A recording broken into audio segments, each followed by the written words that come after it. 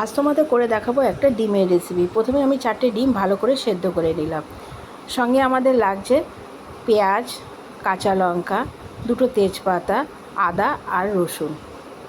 আর মশলার মধ্যে লাগছে কয়েকটা গোটা এলাচ, দারচিনি, লবঙ্গ আর সামান্য জিরে। তারপর কড়াইতে সামান্য তেল দিয়ে আস্তে আস্তে ডিমগুলোকে ভেজে তুলব। খুব হালকা করে ভাজবে, বেশি কিন্তু ভাজবে না।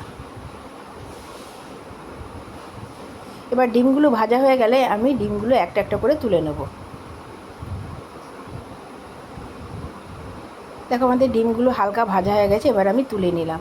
এবার সামান্য একটু তেল দিয়ে আমি যে মশলাগুলো রেখেছিলাম সেটা সব কটা কড়াইতে দিয়ে দেবো।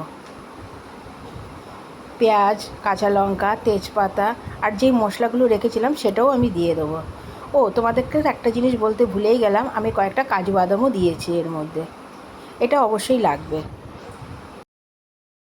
হালকা ভাজার পর আমি তার মধ্যে দিয়ে দেবো মশলাটা আর কাজু বাদামটাও দিয়ে দেবো। এটা যখন হালকা ভাজা হয়ে যাবে তার মধ্যে আমি দিয়ে দেবো 1 কাপ জল।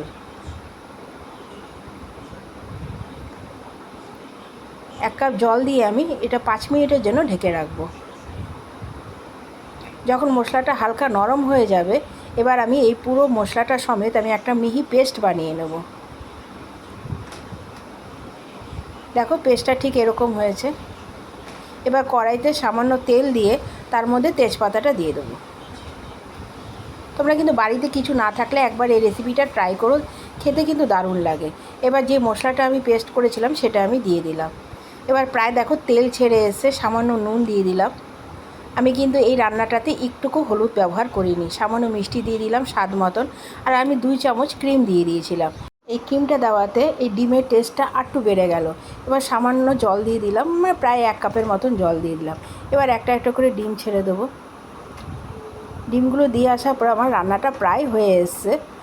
তোমরা বাড়িতে একবার অবশ্যই ট্রাই করো, আর দেখো এটা খেতে দারুণ লাগে। এবার আমি ঢেকে রাখবো 5-10 মিনিটের জন্য।